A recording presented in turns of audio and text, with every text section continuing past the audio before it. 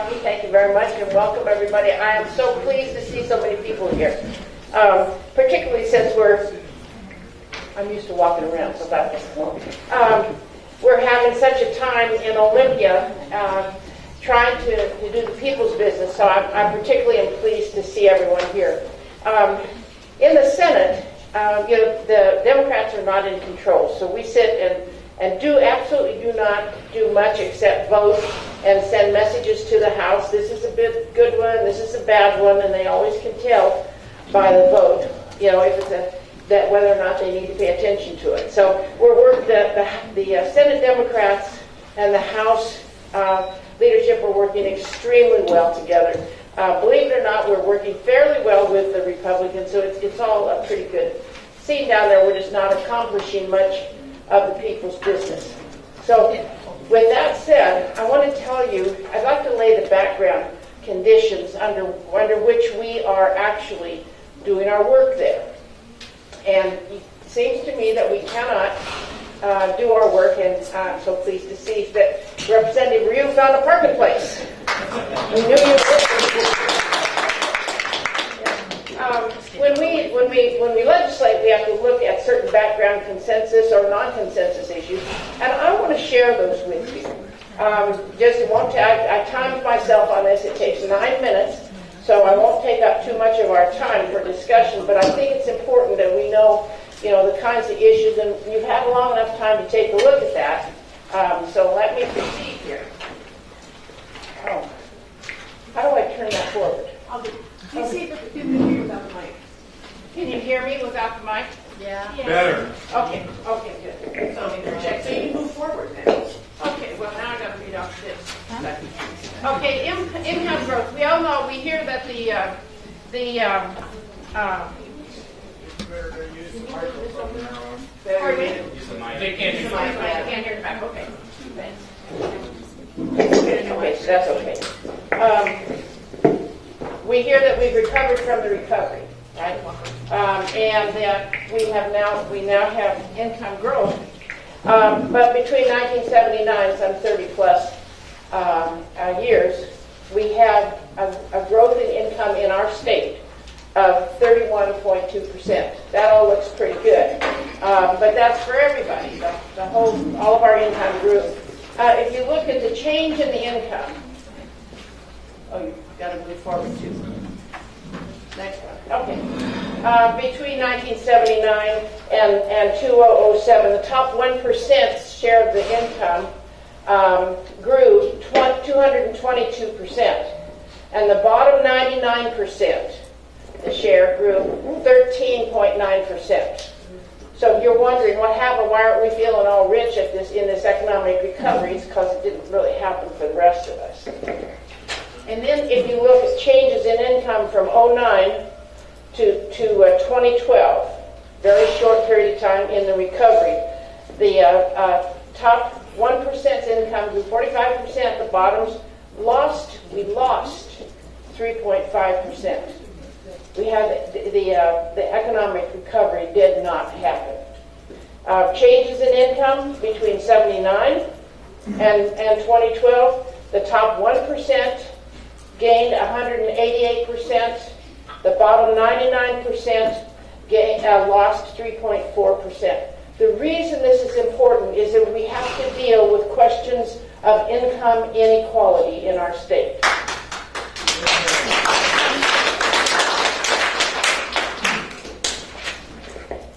So in the 32nd district, you take a look, how do you measure poverty and economic inequality in our state? Now, just so you know, if any of you want a copy of this, you can get a copy. They'll give you a copy of it, plus all of it, so you don't have to worry about if you miss something. One of the measures of poverty is to take a look at how many children in our schools are getting free and reduced lunch. So our district, the 32nd district, covers both King County and Snohomish County. Not all of either county, but a great portion of it. And King County, 36% of the children in the, can't see that very well, can you? Well, all right, so just let me tell you, and 36% of the children are on free and reduced lunch. In the Shoreline School District, which is part of King County, 26. fully 1/4 of the students in our schools in Shoreline are on the free and reduced lunch, which is an indication of family poverty. In the Snohomish County schools, 37% across the district are on free and reduced lunch, and in the Edmonds School District, which is in the 32nd, 36%, over a third of the children, come from families in poverty. In addition, there are 30,000 children in our state that are homeless. 30,000. So, why don't we have enough money? So if you take a look at taxation, this on the right, all you need to do is look at where the lines are. The state of Washington has the worst tax system in the entire United States. We are number one with a bad tax system. And I think, okay, let's pull out West Virginia. It's because my sister lives there. And you know, she's always saying it's almost heaven, West Virginia, right? You know, so they tax almost on a straight line of percentages, 8%. So they tax their poor people 8%. We tax our poor people 16.7%. Have music over here. Okay, so then you look, and this is all in the background. People say, oh, we don't have enough money, we don't need to have tax reform. You know, we can just go ahead and have efficiencies. Well, you know, if you don't have enough money coming in, it's hard to have efficiencies. So then you take a look, where does Washington rank in tax collections? You know, we are a very low tax collection state. You know, the average, you can see in the middle, the average is $108 per thousand. We collect $98 per thousand. So we're in the low end of the tax collection. So where does the money go?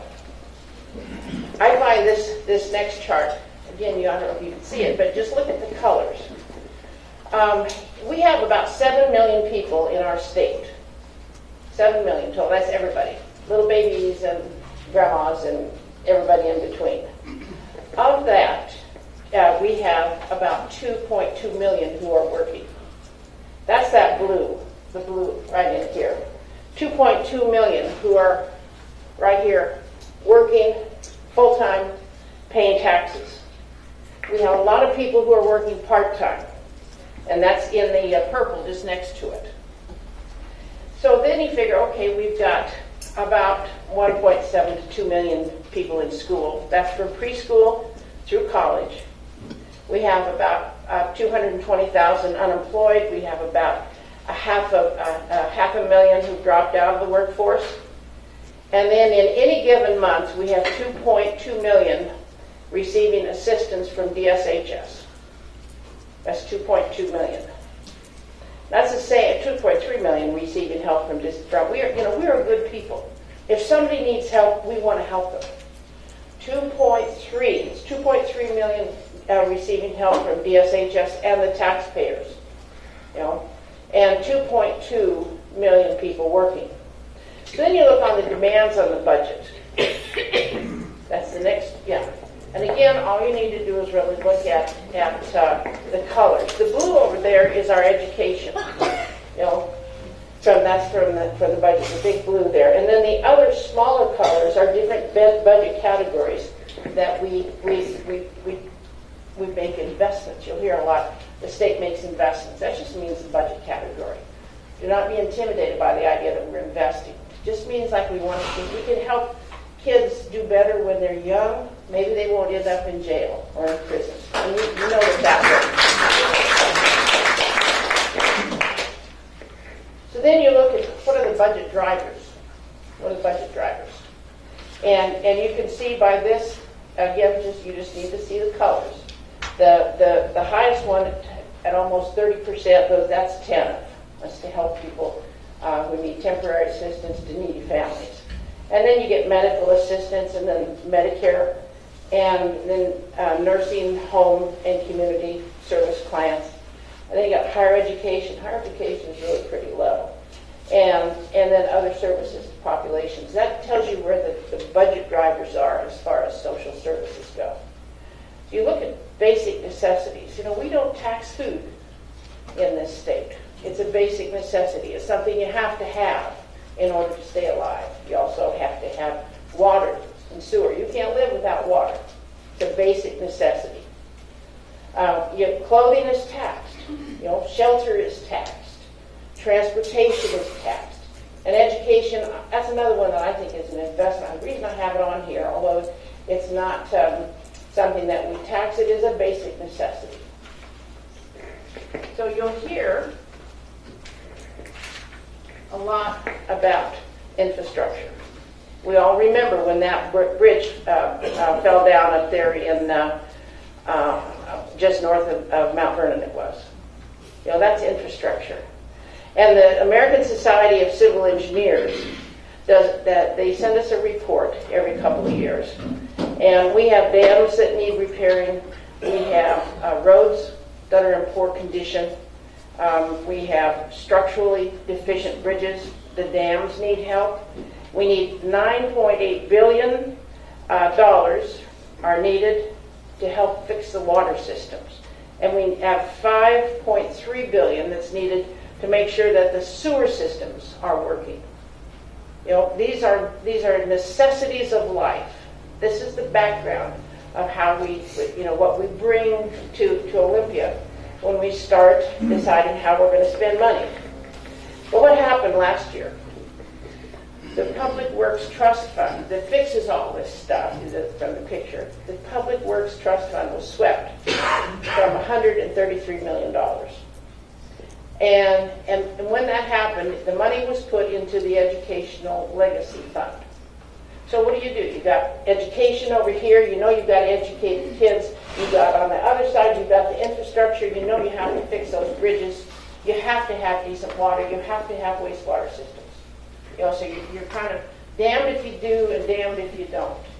But what happened, because my colleagues on the other side of the aisle, who were in power in the Senate, decided to sweep all of the various funds that we had stashed around for deliberate and dedicated services. They swept them all. And in the case of the Public Works Trust Fund, that was a revolving loan fund. And I think this is just hilarious. You sweep it, but you have already made commitments at 1 or 2%. Municipalities can borrow money from the Public Works Trust Fund at, say, 1 or 2%. But when they swept the trust fund of $133 million, they still had commitments that were outstanding that they had to fill. You've got a commitment to go. Explain what you mean by swept. Swept. What swept is if you take the money away from these dedicated accounts that we have, for wastewater and bridges and water systems and the like, and you take that money, you put it into the Education Legacy Fund. So you can say, we don't need to raise taxes to meet our educational obligations. But in the meantime, what's happening to our infrastructure?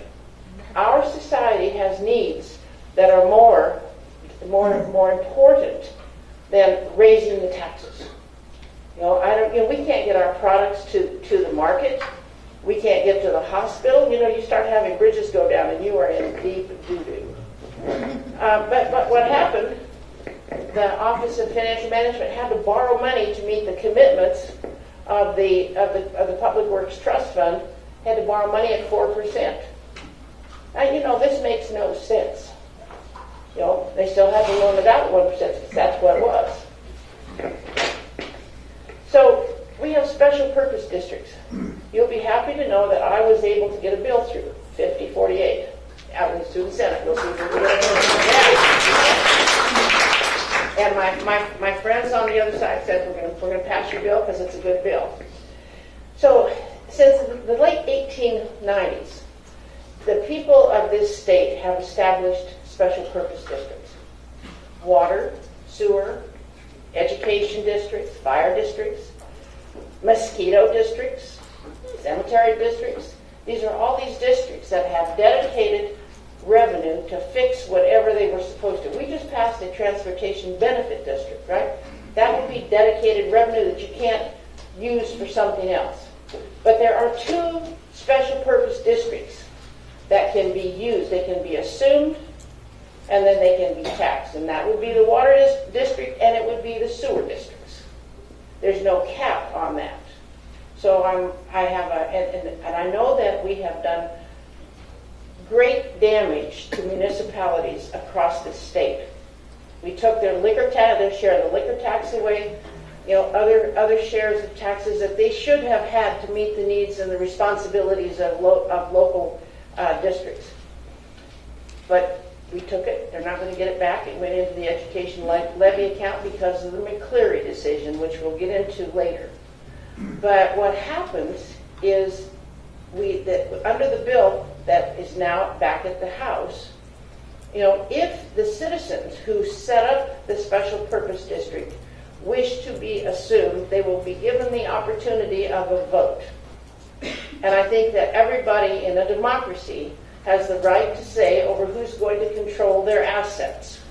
When a group of citizens starts a water or sewer district, they own those assets and they ought to have the right to vote. And that's what the bill will do. I think it's a good bill. We'll see if it goes. I do not think that many of us will want our utilities, which are basic necessities, to become cash cows for any municipality. So this is the background that we have when we're down there and how we're trying to deal with people's business. And I know that Representative Ryu will have more to say. What we do in the Senate is we don't have any control over what gets brought to the floor or what gets voted on. But we vote only to send messages to my colleague here to say, okay, this is a real bad bill. And so they're known from the Senate, they're known as the killing fields of the House. And the Senate is known as the killing fields for the House bills. And it is so bad that many of the committees that we are supposed to have in the House, in the Senate, they're canceling the committee meetings because they don't want to deal with the issues that are coming over from the House. So it's a very interesting situation down there.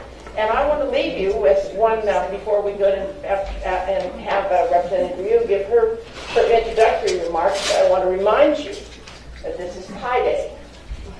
This is Pi Day, and we have pie back there to celebrate Pi Day. And remember that when Dr. Spock came up against the evil computer, Senator, yeah. That would be Mr. Yeah. I saw the doctor. Mr.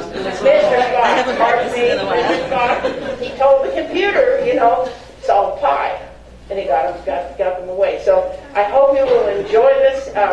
My grandson, who is in the STEM program, thinks this is a pretty hot deal. So and have some pie after we get through. And with that, Representative Cindy Ryu will make a few remarks for us. Thank you very much, Senator. Could you turn the lights on, please? I can't see the screen. Oh, if the lights are on. I don't have a screen presentation. Okay. So yeah, whoever's closest.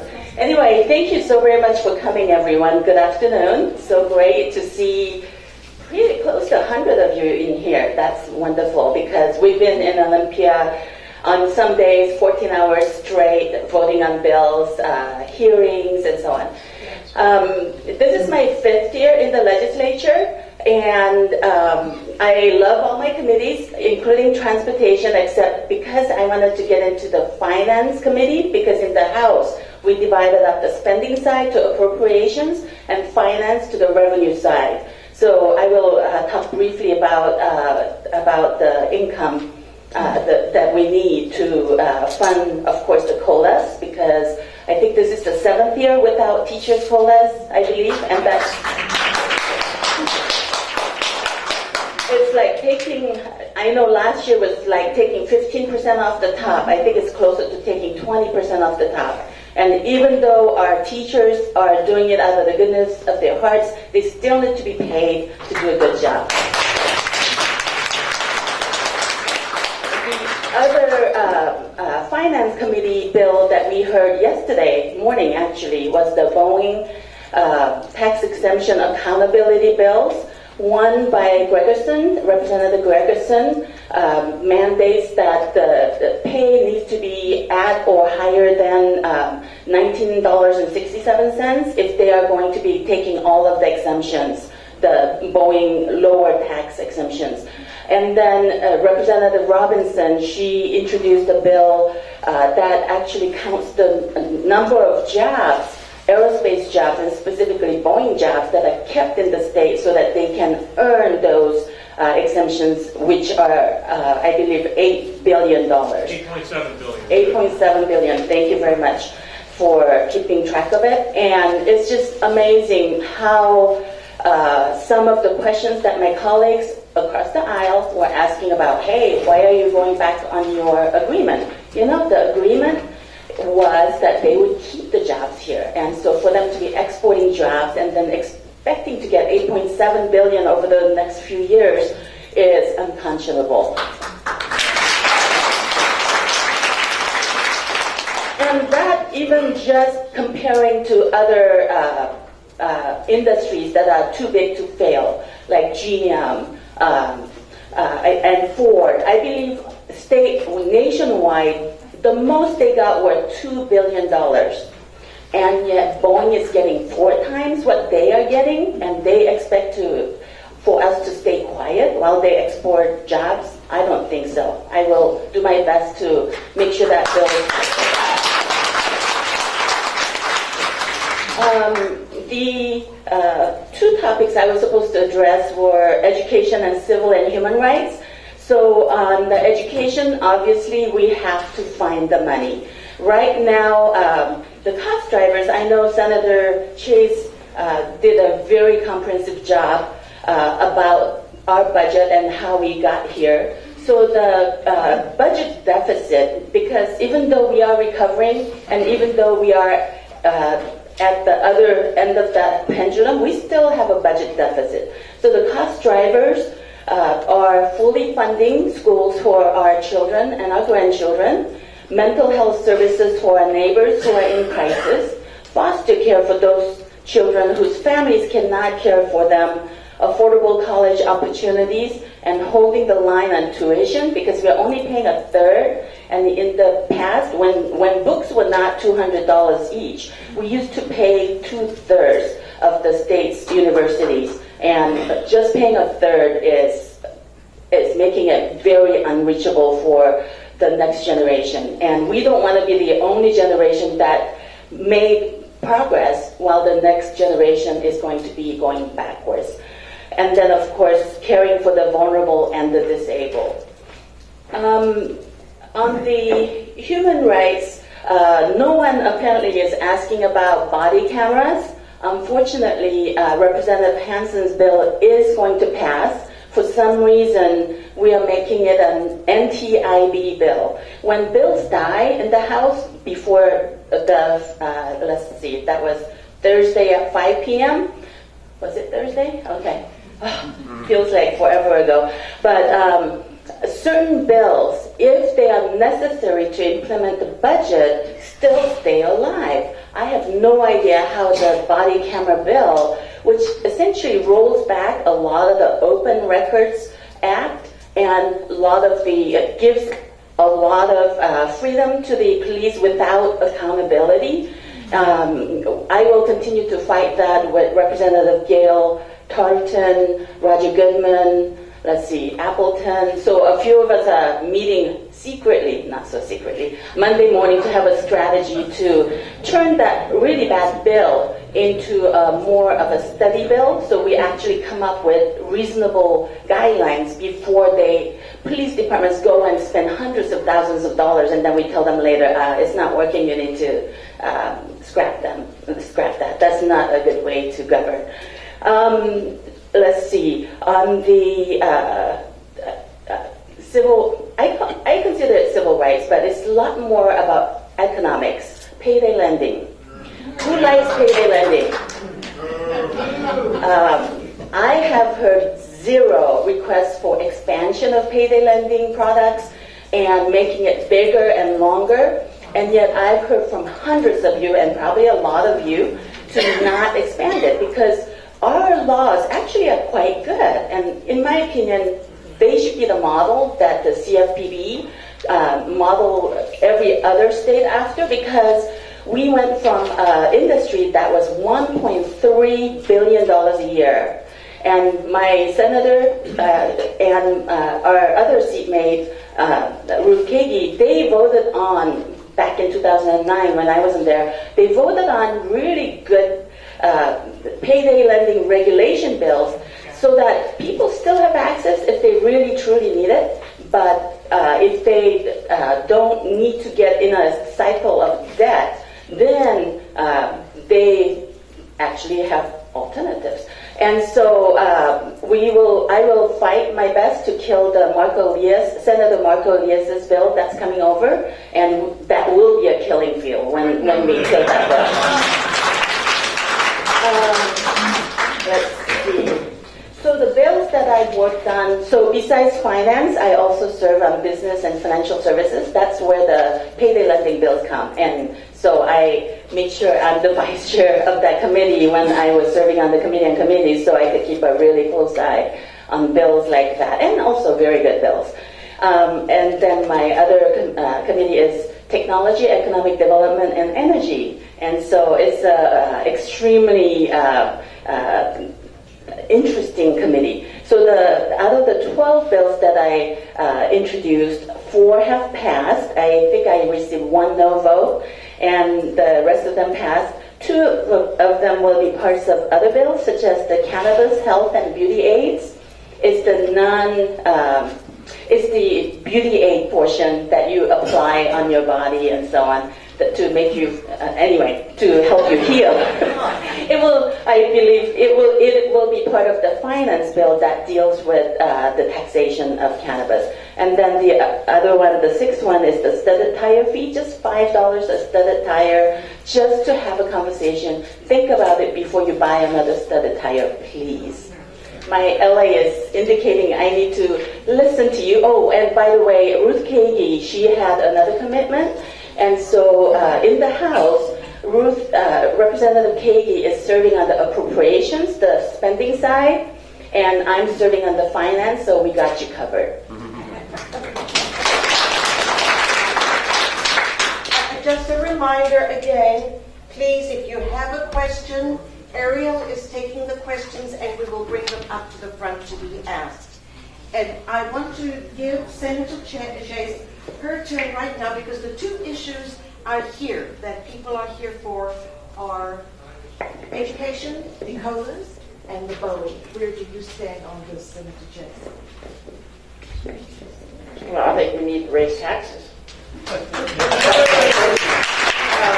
If we are going to educate our children, it is our paramount duty. We need to raise taxes. I'm totally opposed to these Common Core and these using this idea of using a standard test. I want you to know that test that they want to use for children is copyrighted. And you look at that, how can you educate children when you're locked in on copyright and intellectual property? So I think we need to raise taxes.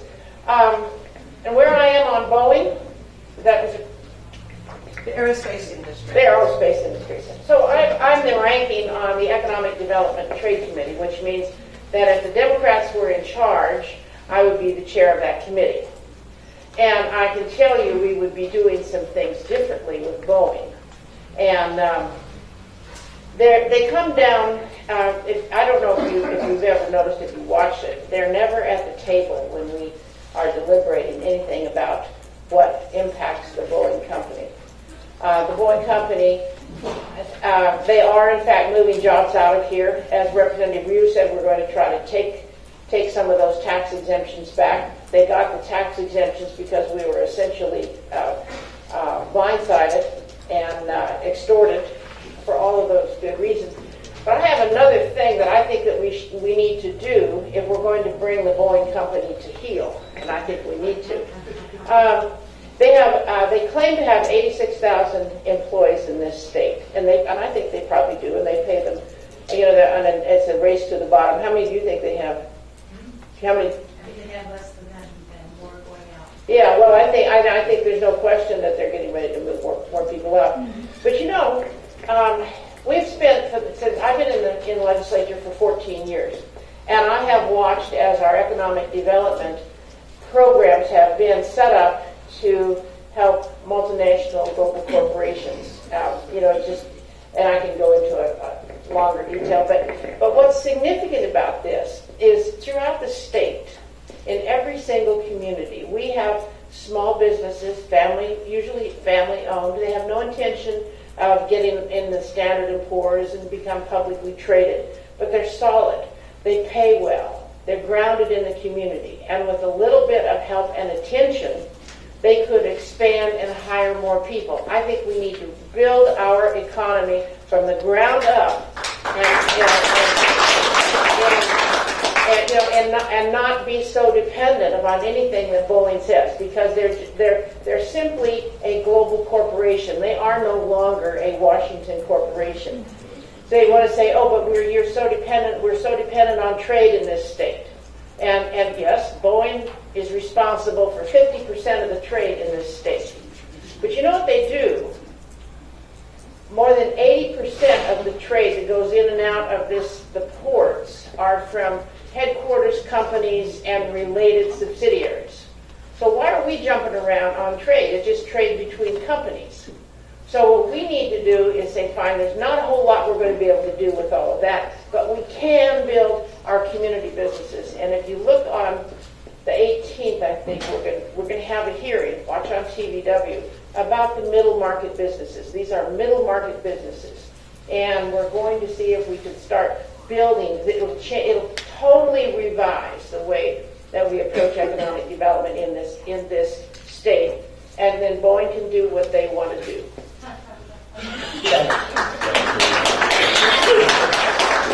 So one question I asked of the testifiers on the Boeing bills was, this comment I made was, because one of my brothers worked for them for 28 years, and so I told them, I remember the sign where it said, the last one out, turn the light out, right?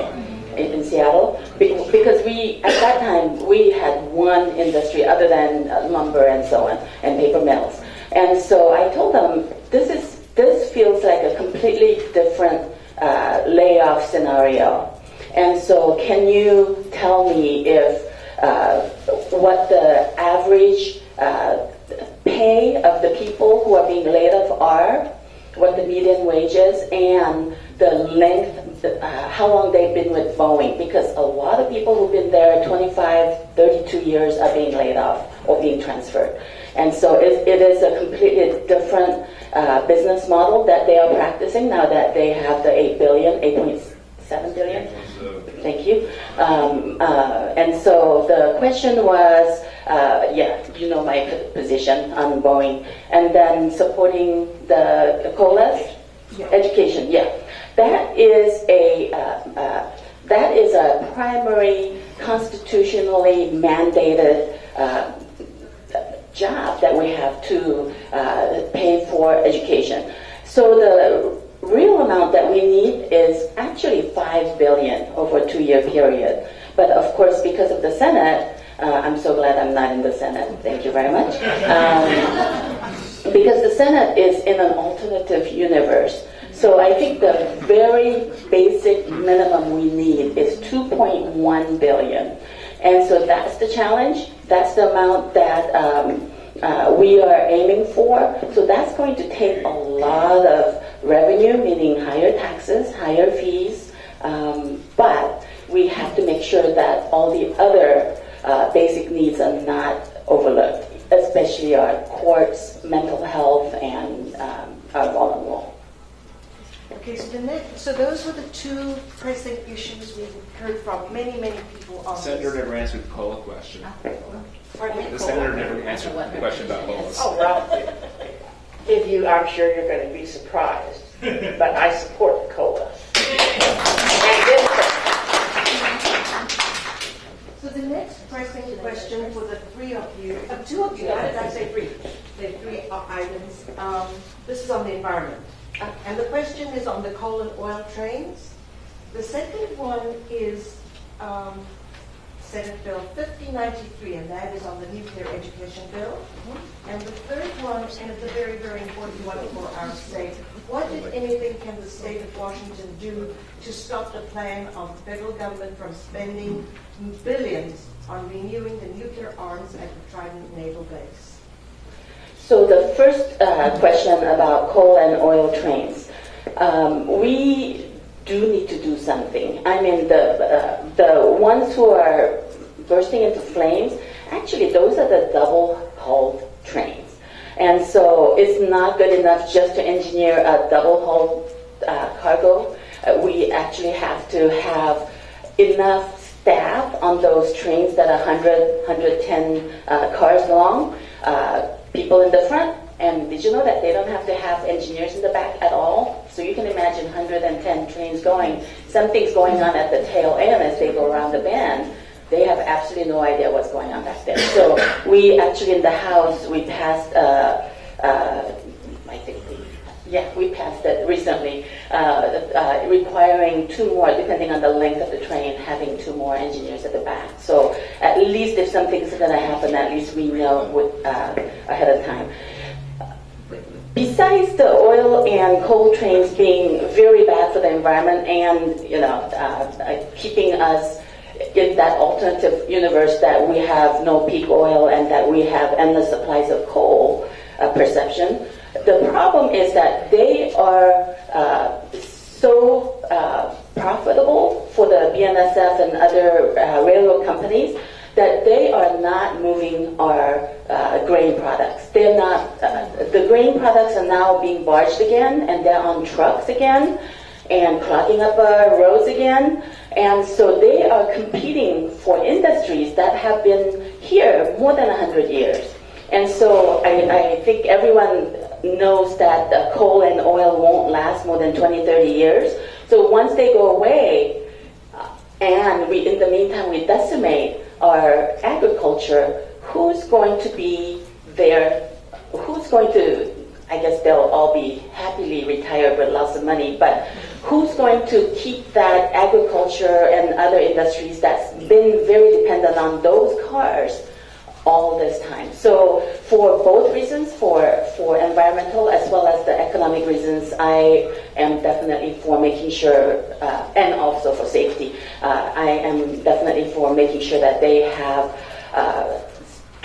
much more stringent laws and regulations. Unfortunately, we can only do so much at the state level. It is a federal issue, and so we have to come up with a Congress and Senate, U.S. Senate, that will be a lot more open to those issues. So I, of course, agree with you. On these oil trains, it started out sometime last year. They wouldn't even tell us how many oil trains are going through, so we went out and counted them. And it doesn't look good to have a senator out there counting the trains, but it worked. And so we've at least learned how many trains are going through. We've had four big accidents in the last month. West Virginia, and the last one in Illinois last week. These were the improved oil cars that they said, we gotta make them better. Well, it's only a matter of time before we start losing hundreds of people in these oil trains when they come off the tracks.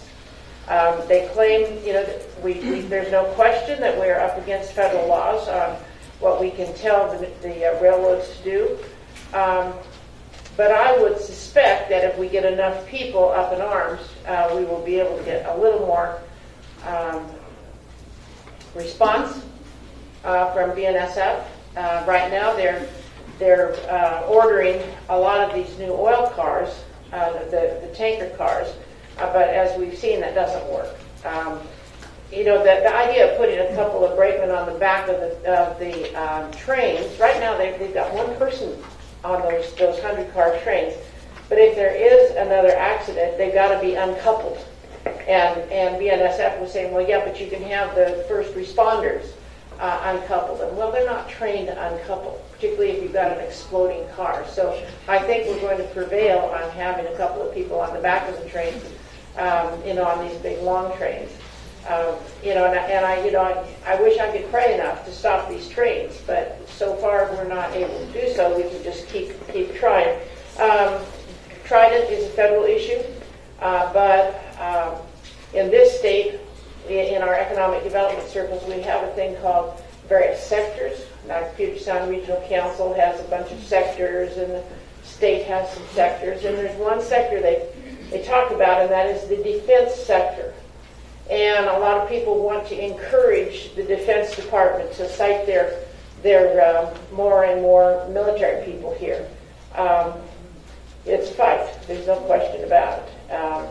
It's very difficult. I don't know that we are going to be able to convince Congress to get rid of the nukes in the submarines. But it's not just the submarines that tried it. It's the bombs that are over the Indian Island. We have a real arsenal in Puget Sound. But those are federal issues. On the nuke issue, the nuke education issue, I'm an academic. I'm not afraid of a study. If this study will give us information on what developments have been made in the nuclear energy sector, I don't have a problem with that.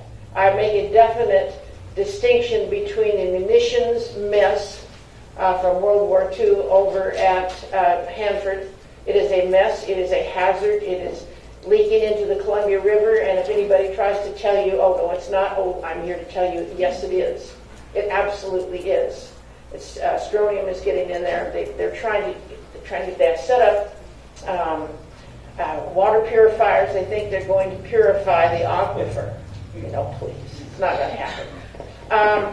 But if we can get some more education on this, I make a distinction between the weapons nuclear operation and the energy nuclear operation, just so before anybody gets excited about it.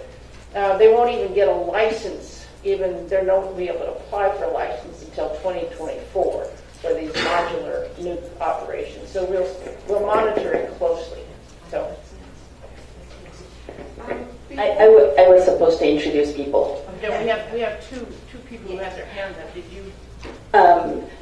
So we have the city manager from Montlake Terrace. Is she still here? She did leave. And then Sean Richards, city council member from Montlake Terrace, was here. And then we have a whole bunch of other elected officials or appointed officials. Charlotte, should we just have them stand up and introduce themselves? All right, go ahead and stand up and introduce yourselves, please, elected officials and appointed. And then we can go back to that. Charlotte Haynes, Commissioner in North City Council.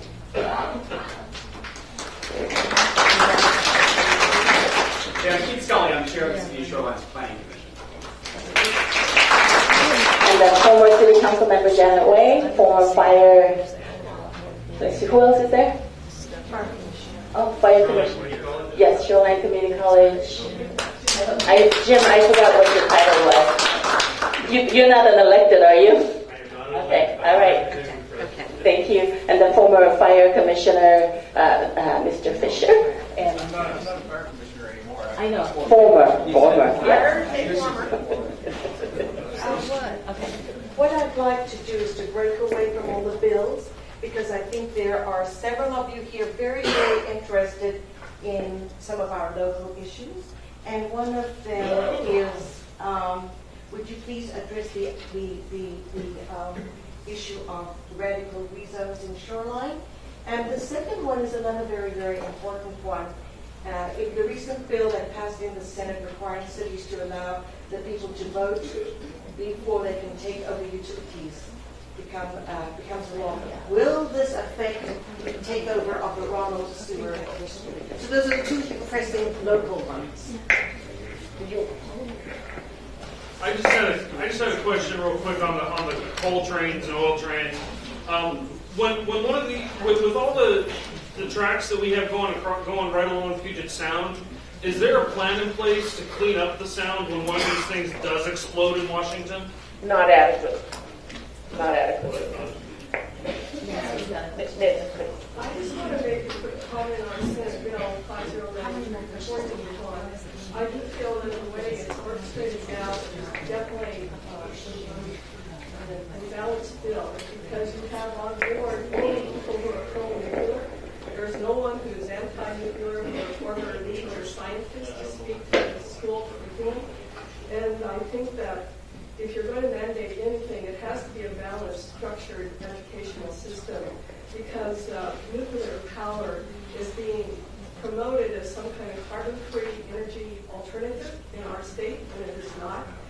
And I just want to quickly say that Germany is making amazing efforts to move away from nuclear power. They're making So we're going to have a period after we get through the dialogue with people here for people who want to make announcements and statements. So don't think we're going to cut anybody off. You'll get an opportunity to make a statement. Let's see, you want to know about Ronald, and you want to know about the radical. radical rezone. Well, I believe in citizen activity, citizen action, and I don't live in the city of Shoreline, so it's really none of my business. But if I did, I would say that I would be going door to door to make sure that the needs and the interests and the desires of the citizens are listened to. Feel very strongly about that. And let me just say one thing. I talked a little bit earlier about homelessness. There are a lot of homes over there that seniors have paid for. They moved to the area and they paid for it. It's low-cost housing for them. And if they start getting shoveled out in favor of high-rise, that would be a shame. So I think that the people there should be involved in making the decision. It's their place, it's their homes, and I can't. I don't live there. It's a local issue. But I've been known to do a little organizing in my day. So the other thing on Ronald, this is happening all over the state, so I feel entitled to make a statement on it. Like I said earlier, the cities are being starved for revenue. There's no question about that. I get that. But I also understand that the majority of people have not recovered from the recession. There was a reason I had the information up at the beginning about what's happening in our economy, to people, to families. We have not recovered. We have less money now in our pockets than we had in 1979. And I don't believe that the people should be used as a cash cow to bail out the cities for whatever they want to do. Now, on the other hand, if the people want that, and they can demonstrate that they want it by having a vote, I don't have any problem with that. I think people ought to be able to have a say over what happens with their assets. And the people started that special purpose district. I believe the people ought to have a vote on it if they want to join the city. Because, and if you think that this is not a serious issue, when the new commissioners went in at Ronald, I don't know if they're called commissioners, they raised the rates to 22%. And that was one of the most well-run utility districts in the entire country. Yeah, you can raise the rates 22%. It becomes a cash cow. They don't have to do anything to make sure that thing runs, because it was running really well. They had one of the best managers in the entire country. So it's happening. It's just not happening in the city of Shoreline. It's happening in city after city after city all across the state, and it is the state that has to fix this, because those are the only two utility districts that don't have a cap on them. Of how much money you can. Granger over in Yakima has a 36% tax on their water. 36. And the rest of it's just going up. It's a source of revenue for the cities. I get that. Senator, we have 3 more questions. So those of you who are in the back, there are 3 more seats up here, so you're more than welcome to come up front. We have 36 more minutes.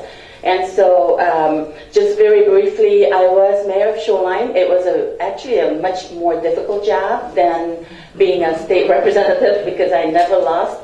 state race, but I did lose twice and only won once to serve as city council member and mayor eventually.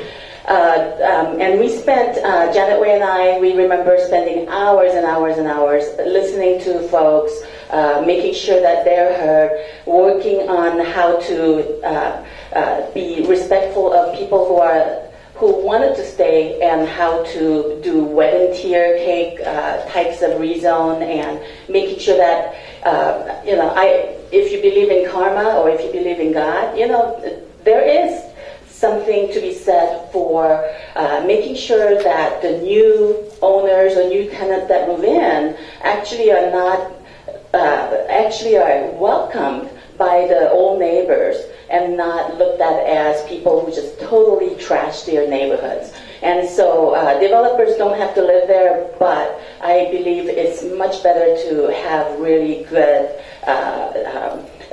fit in the neighborhood, as well as, of course, meeting our GMA and our transit-oriented development. Not an easy job. What was the other? What do you have more questions? The one was on Ronald, and the other was the radical rezone. Yeah, radical rezone. Yeah. So I believe in a lot more of listening to the neighbors and being reasonable. The Ronald, obviously, Senator Chase's bill, and it looks like it's going to pass because Dean Packo's bill passed unanimously. It does not have a clawback, so all the votes that we took, they are good. But going forward, on the fire districts, we are advocating for and passing bills to go into more of a regionalized fire districts because it makes sense for very small fire districts to have one big administration if they choose to, and economies of scale. So to me, specifically about SPU, cutting the water lines at 145th and having a tiny little water district in Shoreline, just the west side of Shoreline, and not being part of the big SPU system does not make sense. All of you knew, who paid attention, knew that I did not vote for that SPU acquisition, separation vote, but I lost. And a follow-up to the rezone, someone has a question about it. Could a bill be introduced to trigger a popular vote if a certain percentage of the land mass of the town is proposed for rezoning? I don't know. Well, we can look into it. I know there is with the assumption of utility districts that a municipality can assume if 60% of the utility district is within the lines of the city limit. But let me just say one more thing that I think we need to discuss.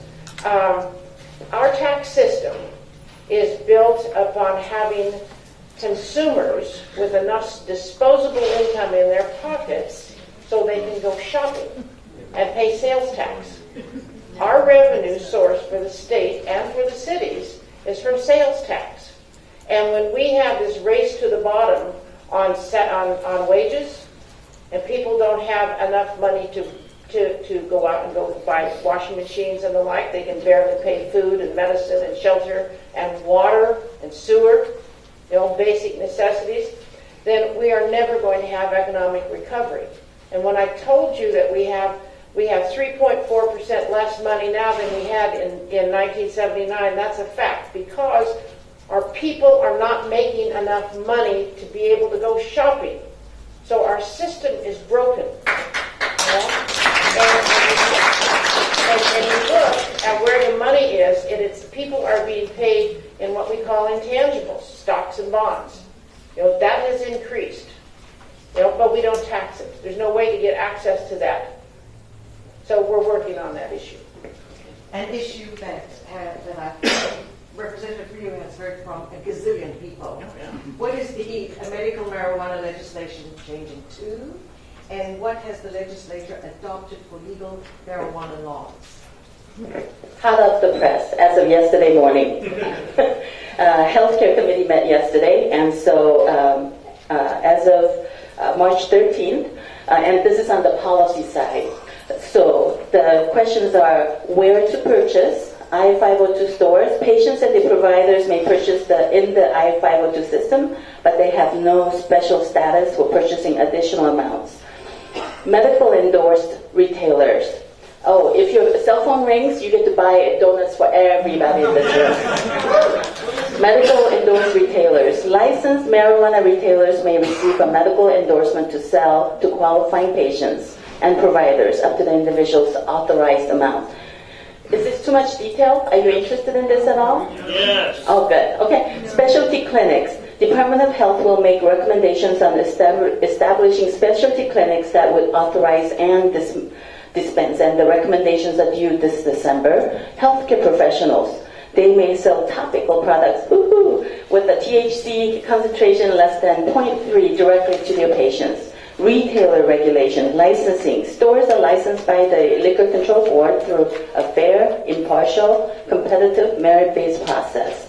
Let's see. Number of stores. The LCB currently determines maximum number of stores. Consultants, they will have standards to certify medical marijuana consultants. Legal possession amounts. I think this is the part you wanted. For patients in the database with authorization card. It depends on the healthcare professional's recommendation. If the healthcare professional does not make specific recommendations, 6 plants with 8-ounce usable marijuana from those plants, 3 ounces of usable marijuana, 48 ounces solid marijuana infused product. Sorry, it's really long, but I won't read all of it. 216 ounces liquid marijuana infused product, 21 grams marijuana concentrates, and healthcare professionals may recommend up to 15 plants and 16-ounce usable marijuana. For patients who are not in the database, same as the recreational limits except for the plants, they get up to 4 plants with 6 ounces from those plants, 1 ounce usable marijuana, 16-ounce solid marijuana infused products, 72-ounce liquid marijuana, 7 grams of marijuana concentrate, so about a third, 1/3. Let's see. Can you tell me how much money that's generating revenue for the state? We haven't done the numbers yet because we had a hearing in finance on the housing taxes. We right now on the 502 is 75%. 25, 25, 25. I think it comes out to something like 30-some percent, 40%. It's less than cigarettes. E-cigarettes get taxed nothing except the excise tax right now, but hopefully we'll work on the e-cigarettes. But I think our goal is 25% across. I think that's the number, 25%. But the total will depend on how much of it we can get from the gray market into the legal market, from the medical market into the 502 market. Let's see. Growing marijuana, qualifying patients and designated private providers may grow at home. Collective gardens are eliminated by 2016 July, but co-ops are allowed, and allowances for co-ops are up to 4 qualifying patients or designated providers with authorization cards. Any more questions? I got more information. Pretty lazy. I did. Okay, good. A good one that I've always been curious about too. What is happening with the movement to the state bank? State bank. Well, we're trying very hard to get a state bank. We have to figure out how to capitalize it. Because, the University of Washington set up a state bank and they capitalized it with the students' tuition money. And so you can the important thing about a state bank is you can bond. If you're a bank, you can sell bonds out there and have more revenue to build buildings or do whatever you want to do. We think that a state infrastructure bank would take care of our problems with the Public Works Trust Fund and the infrastructure that we have. But we now, every session we get a few more people behind it, so Now we have, I was really surprised, it seemed like Senator Hargrove was thinking this might be something we need to look at. Now he's our budget writer for Ways and Means. So we're making progress, but in the broader scope of things, we're not there. We're just not there. What's the major impediment? Well, there are a lot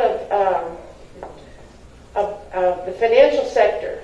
Let me be diplomatic. The financial sector, of course, makes a lot of money off of your dollars. We deposit the state's money in the Bank of America. Yeah.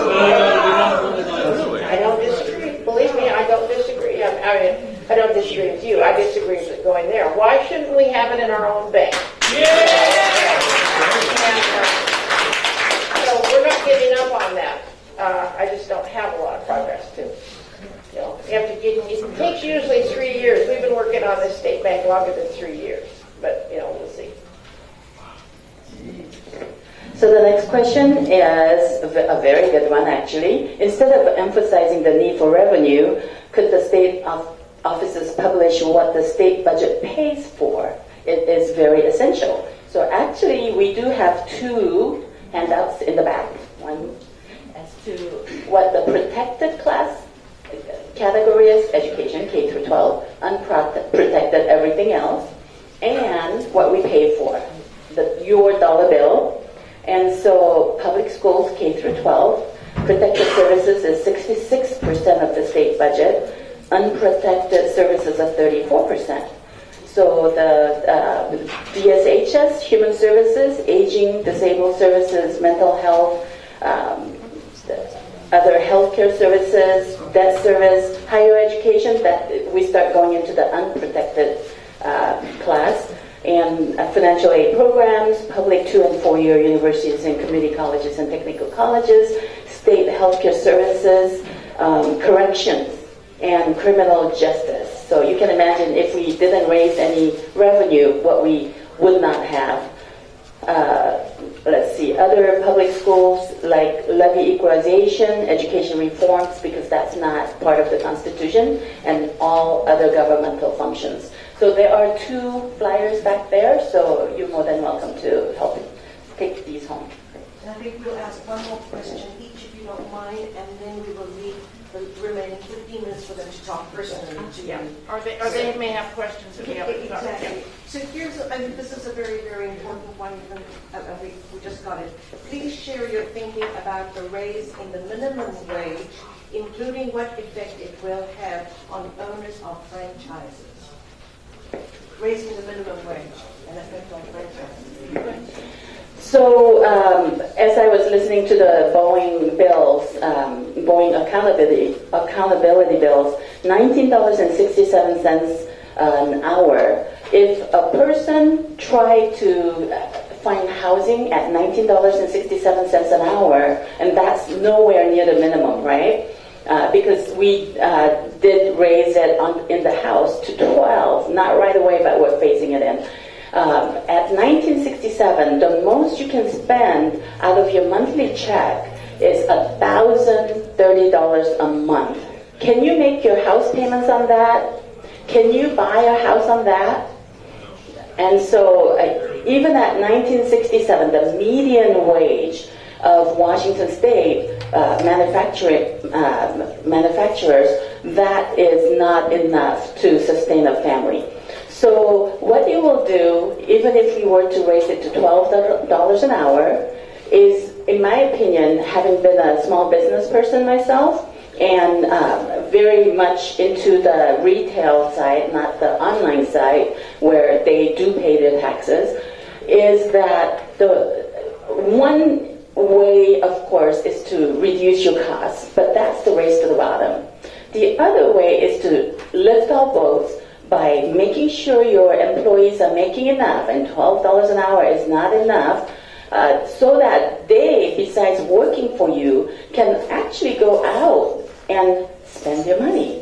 Because the people who are closer to the minimum wage, they are spending nearly every dime that they earn. They're not buying a yacht, they're not going on vacations, they are buying basics, and little luxuries of life that your children might want. And so actually, those kind of spending are very good for local businesses. So I am for raising the state minimum wage.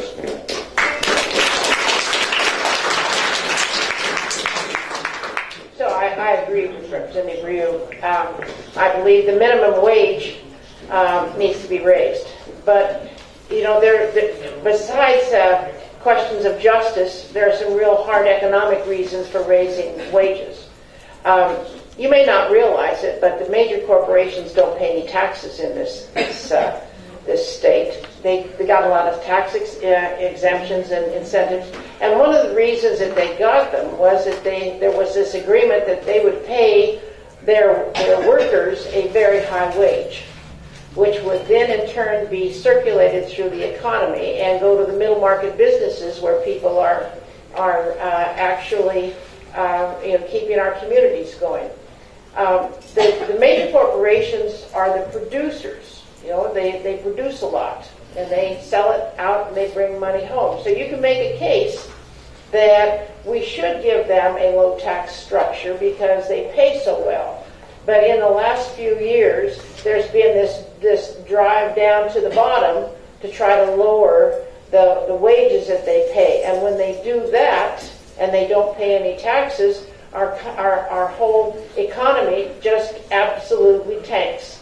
And that's the experience that we have had, and that people are not being paid enough money to make this tax system work. And when that happens, it's not good. It's simply not good. And raising the minimum wage is not going to solve it, because the minimum wage workers are in these middle market businesses and more of the franchise operations where they really don't have enough cash flow to be able to pay the higher wages.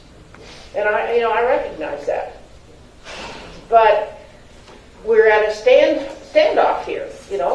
How are we going to get enough revenue to run the state and meet our constitutional responsibilities, and at the same time not put our middle market businesses and our franchise businesses, lower income people, lower cash flow businesses out of business? So, it's not an easy. Raising the minimum wage is not going to fix this. Just not going to fix it. And until we have tax reform and get an income tax in here, that's the only way we can do it. That and a capital gains tax. We need a capital gains tax. The last one, and then we will open up. Do you have an opinion on DSHS, particularly DDA, pushing this program community first?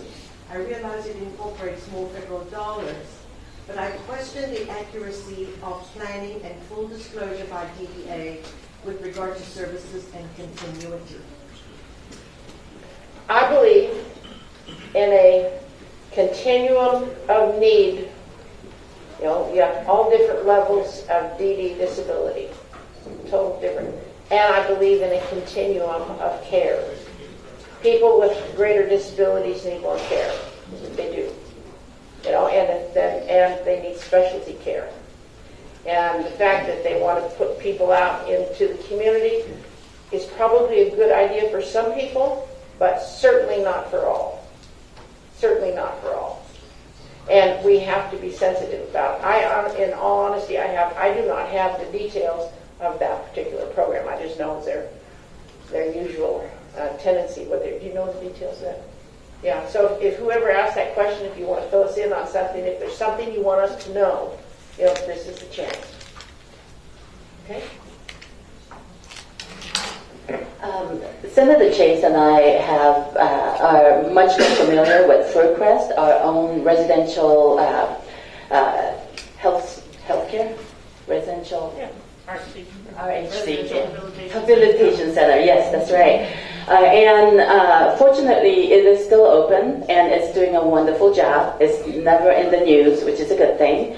And it even provides respite care. And so if you notice in our neighbors, in the shoreline area anyway, we do have a lot of group homes.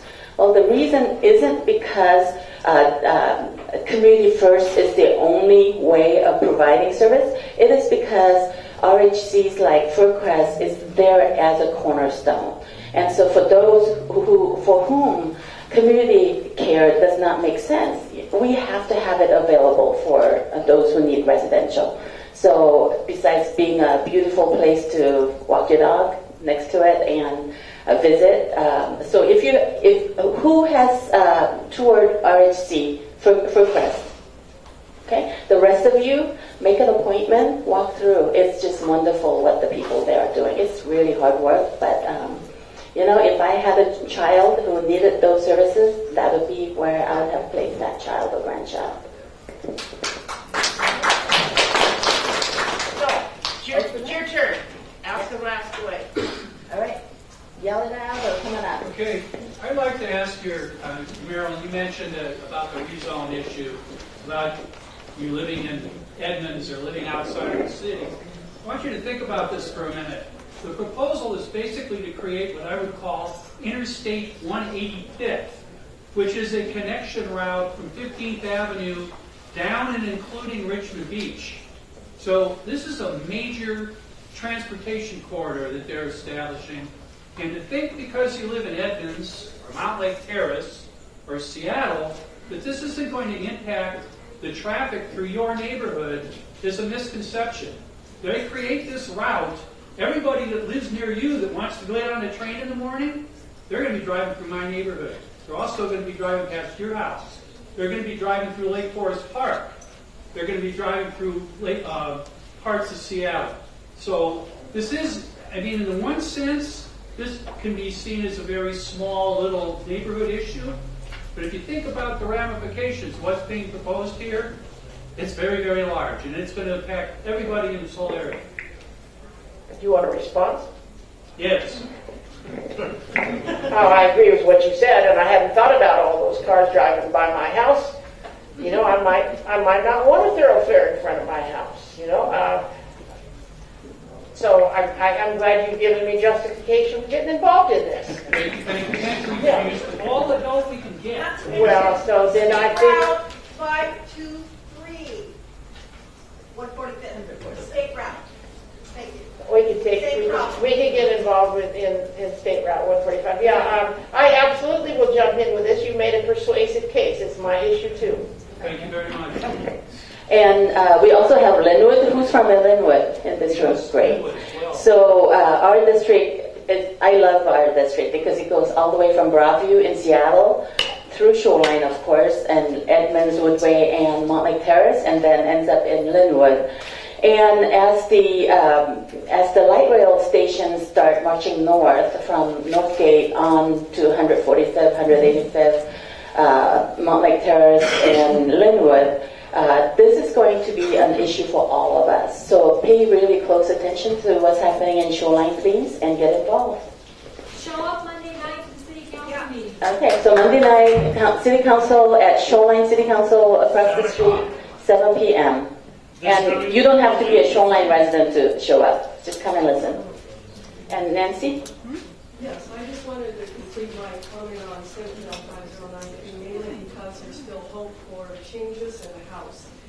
And I just quickly want to say that I think leading education on nuclear power to the nuclear power advocates from the American Nuclear Society and the Nuclear Engineering Department at WSU is not a balanced educational approach. And if the legislature doesn't mandate the legislature, if they're going to mandate high school curriculum, they should have a balanced program that includes people from the anti-nuclear position, former scientists who can certainly speak to clarity on these issues. Because essentially, the bill starts off saying nuclear power is carbon-free and specifically. So Nancy, can you email that to us? Yes. I think that we can get it to the people who are going to be voting on it, and I commit you to do that. All right. Yeah. Thank you. Yeah. I just was wondering if I could get a copy of the information you had on the cannabis. Sure. Would you give my assistant your email and specific? I'll forward it to you.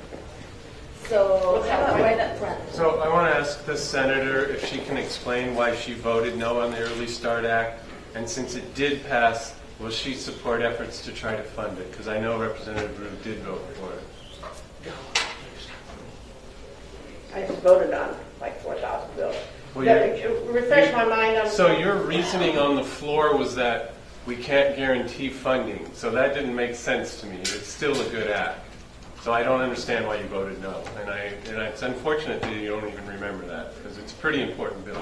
Well, it's important. All the bills that we have are important, Sure. and I've got a lot of bandwidth, but I don't have bandwidth. Well, when for- you're trying to save money on K-12, this is how you can do that. Okay. So what I tell people who ask me, because I give advice for free, I tell them it's worth zero, so you can take it or not.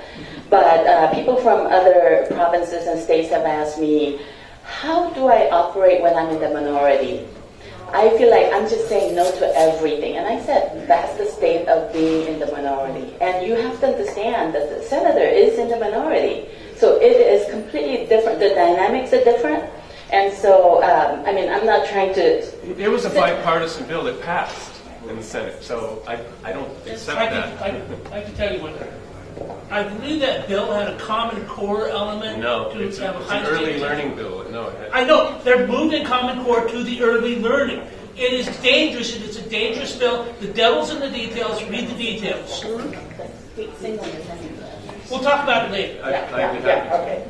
I have problems with the bill. So when a bill comes over, I always look and see if my senator voted for it, and several other people who are sitting in those particular committees. And so if there's a no vote, I look a little deeper because their version could have been different from our version. Yeah. So it's a single. I'm just saying, I'm beginning to remember now that vote. I'm very, very conscious of the fact that we have an obligation to educate children. And I want children to be educated, and I want them to have adequate finances. And if it means that we don't necessarily I support early learning. I think I got up and told people we used to have a parent co-op. I believe in early learning. But this idea of holding out false hope to people that somehow we're going to fund it, we need to send a signal, no, this has got to be funded. And if you're going to, you can pontificate all you want, but if you send over a bill that's not going to be funded. Let me give you another example. The initiative on class sizes. We're not going to fund that. Right. But they're going to keep putting it in through, keep putting it through. I don't think that's right. And so I'm on a campaign to make sure that we give honesty in what we're doing. Don't raise people's hopes that somehow we're going to do something and then not fund it. That was just send a message. Let me describe another bill. Remember the DREAM Act last year? Remember what the senators did? They renamed it the Real Hope Act. And it wasn't just so that Senator Bailey could get credit for it. The dynamics is because, of course, it affects people of all colors. But it's specifically targeted and desired by the Latino community. And so their hope by hijacking that bill, it was a House bill and it was a Democratic bill, by renaming it and putting, lipstick on a sound, it's not a sound, but anyway, putting their own brand of lipstick on it and saying it was their idea, is their attempt to try to rebrand themselves. So when there's a no vote, I will take a lot closer look and ask a lot more questions because I'm not sitting on that particular committee. But it's the same. It's not a perfect bill. I don't have a problem with that. But early learning is important. No, I'm on for. Wait, there's three of you. Okay, way back with the white glove on. Representative Ryu, I know you fought hard to rein in payday lending. And I just wonder, it was shocking as we were watching this, the bill in the Senate and the bill in the House both passing out of committee. And we're just wondering is there a chance to stop them, or are they on their way to the governor? So the good senator got to listen to 2.5 hours of it. If you know Marco Elias, please go and slap him on the side of the head and what were you thinking? But there are all sorts of rumors going around that he's running for higher office. He got money from the money tree folks and so on, whatever. I'm sure he and many others, like Representative Springer, they truly believe it's good for the people. I don't. And so in committee, I was the sole no vote. In the House, it's really hard to be that no, but hopefully we'll kill it in the House because I think Speaker Frank Chop hates it as well. So.